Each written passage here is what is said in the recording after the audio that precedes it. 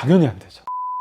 사실은 피부에는 정말 안 좋은 방법이에요. 피부를 정말 이 겉에 보호막이 1도 없이 다 벗겨내는 거기 때문에 너무나 건조해지고 너무나 예민하게 만드는 방법 중에 하나예요.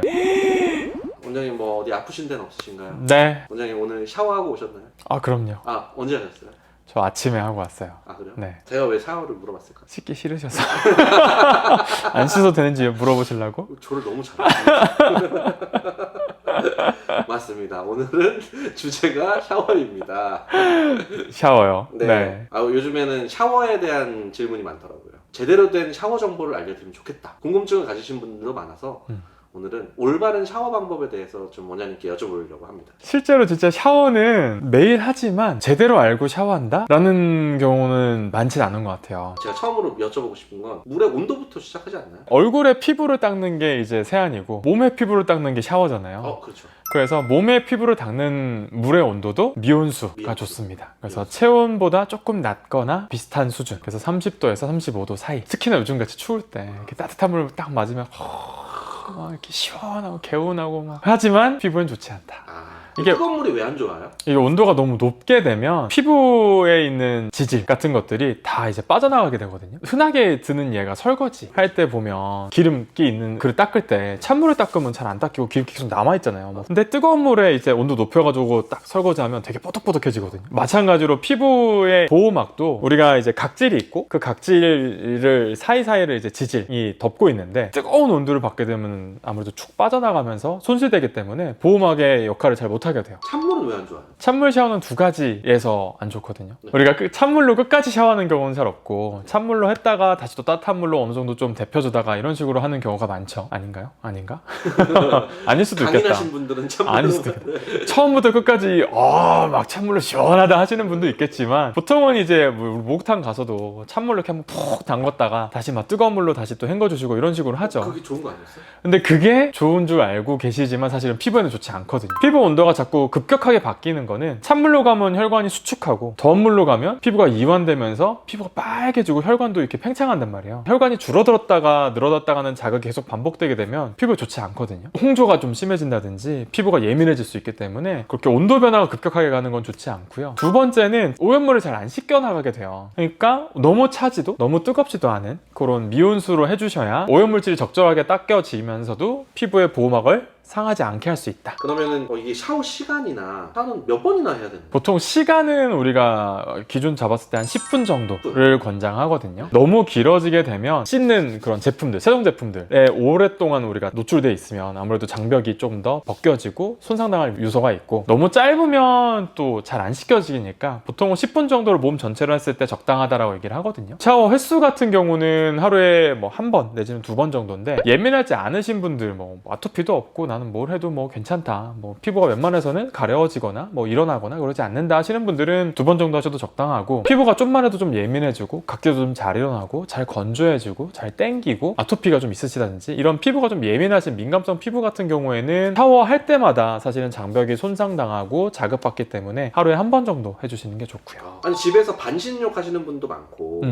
러쉬 막 이런 거 막 입욕제 이런 거 막 거품 풀어놓고 막 이렇게 하면 안 되나요?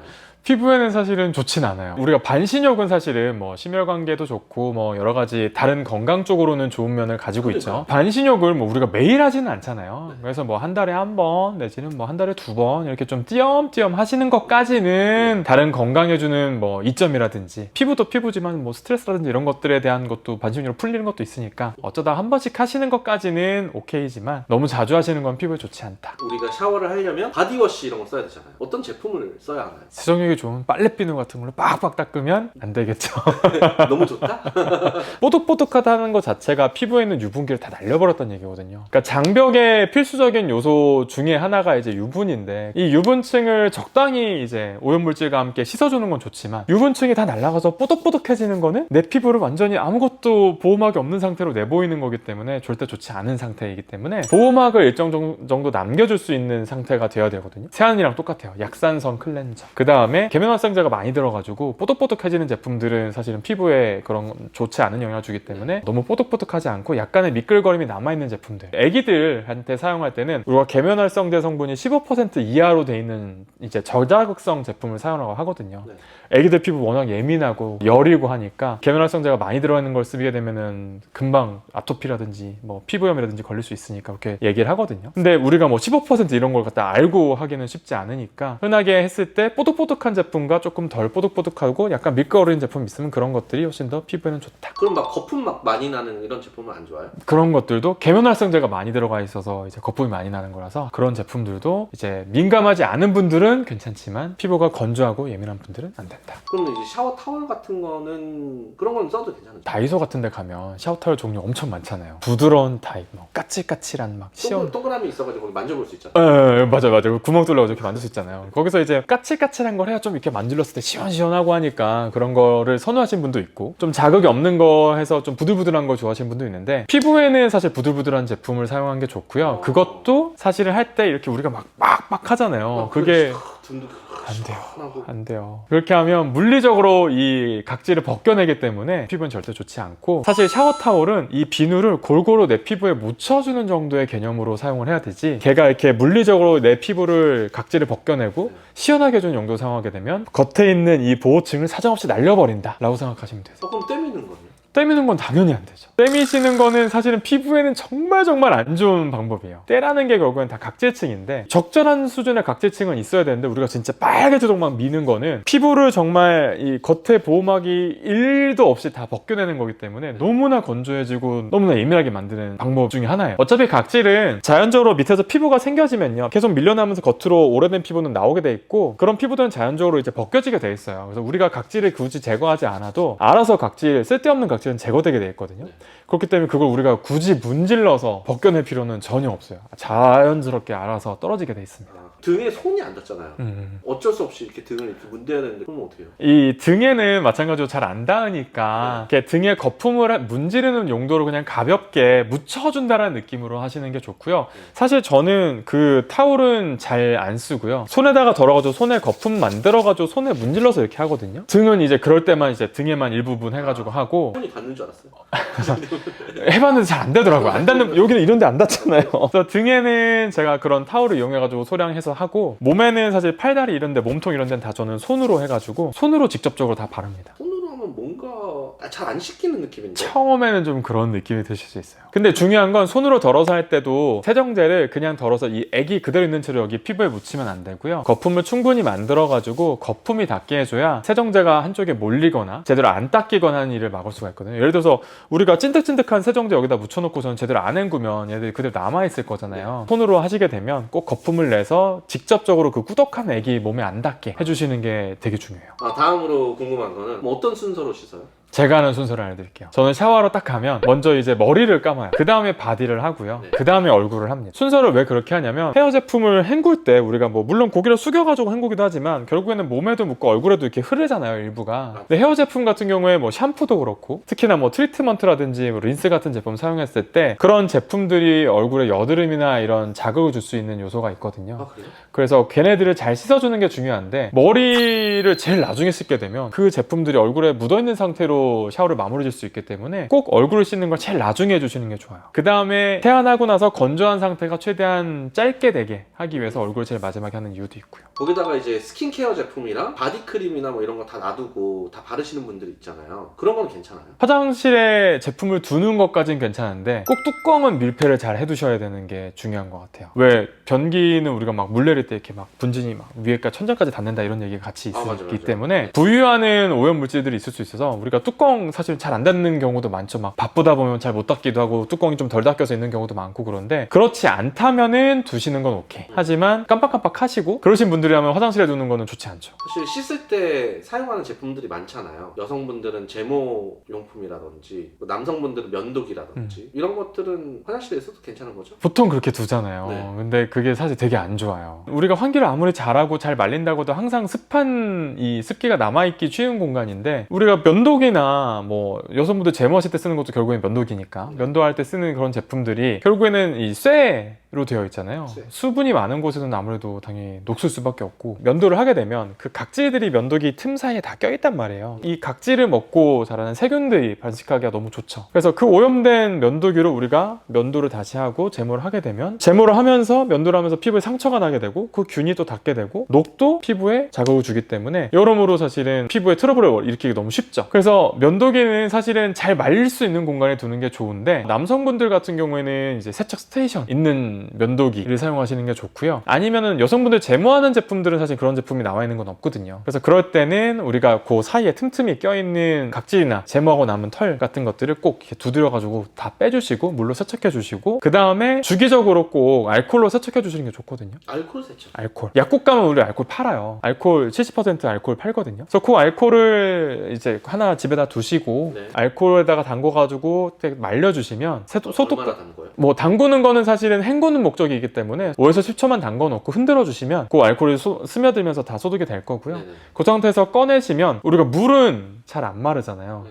알코올은 금방 마르잖아요. 건조도 훨씬 쉽죠. 그래서 그런 식으로 한 번씩 말려주시는 게 좋고, 아니면은 사실은 우리가 맨날 쓰는 내지는 뭐 자주 쓰는 제품인데 이걸 갖다 어디 바깥에 둬서 갖고 오긴 힘들잖아요. 그러면은 어떤 걸 사용하시면 되냐면, 우리 칫솔 건조기. 아, 요새 벽에 붙여놓고. 자외선 막 이런 거. 맞아요. 거기 보면 칫솔 이렇게 걸어놓으면 네. 자외선 살균시켜주면서 이제 해주는 기계들 있잖아요. 오. 그런 거 얼마 안 하거든요. 한 2만원, 3만원? 네. 그냥 저렴한 제품으로 하시되, 꼭 보셔야 될 건 자외선 살균해주면서 열풍 건조가 같이 되는 제품으로 해주셔야 돼요. 그 샤워기 필터 있잖아요. 필터 막 이런 거 교체하면 그것도 피부에 좋은가요? 그거는 일부는 맞고 일부는 아닌데요. 예를 들어서 녹물이 많이 나오는 곳 있잖아요. 그런 분들은 이 녹물 자체가 어쨌든 부식된 쇳가루기 때문에 피부에 남아있으면 자극을 주기 때문에 좋지 않아서, 그런 경우에는 샤워기 필터를 쓰면 훨씬 더 도움이 되죠. 네. 근데 물 자체가 특별히 뭐 녹물이 나오거나 하지 않으시면 샤워기 필터까지는 굳이 쓰시지 않으셔도 괜찮아요. 원래 샤워하고 나면은 약간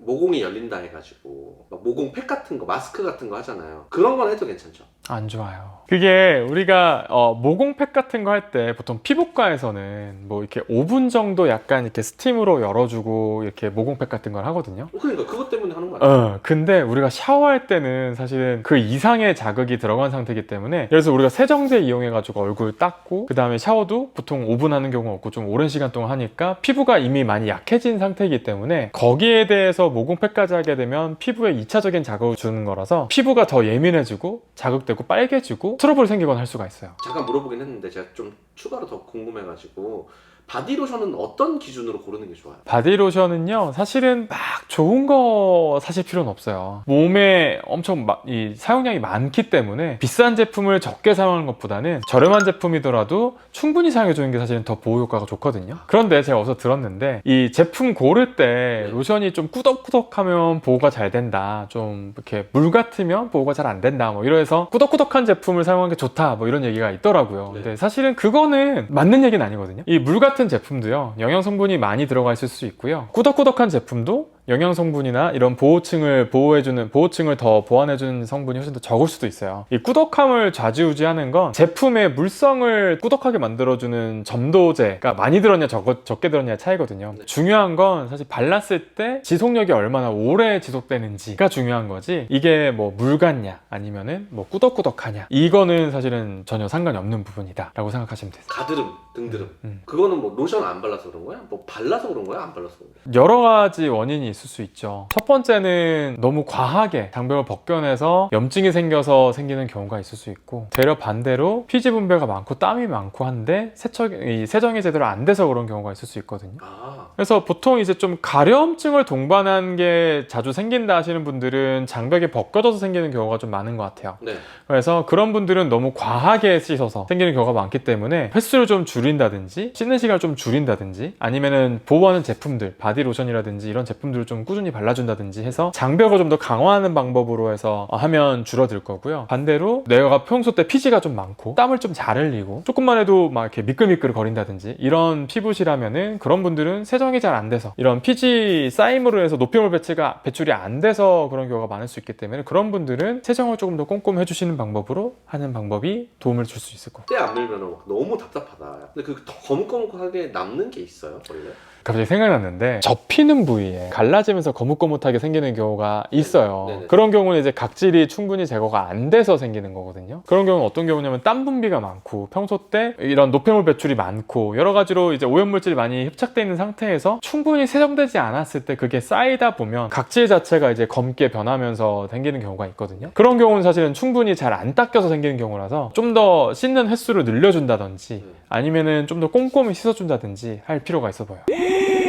오늘은 올바른 샤워하는 방법에 대해서 알려드렸는데요. 오늘 영상이 좋으셨다면 구독까지는 아니더라도 좋아요 한번 꼭 부탁드리고요. 그 밖에 궁금한 내용 있으시다면 댓글로 알려주세요. 지금까지 예뻐지는 도도TV 도쌤이었습니다. 감사합니다. 뭐 무조건 2번 해야 되고 무조건 1번 해야 되는 건 아니고 예민하신 분들은 1번이 적당하고 그렇지 않으신 분들은 2번 정도 해주시는 게 좋다. 저는 예민한 편이긴 한데 땀도 많이 흘리고 해서 그래서 아침이랑 저녁에 이렇게 한 번씩 하되 이제 대신에 길지 않게 하려고 해요. 그래서 샤워 횟수가 늘어나게 되면 아무래도 이런 세정제에 노출되어 있는 이런 시간이 길어지게 되니까 그 시간을 줄여서 2번 하더라도 피부가 손상받는 정도를 좀 줄인다로 하시면 되죠. 원장님도 한 10분이네. 그래서 저도 한 5분에서 10분 사이에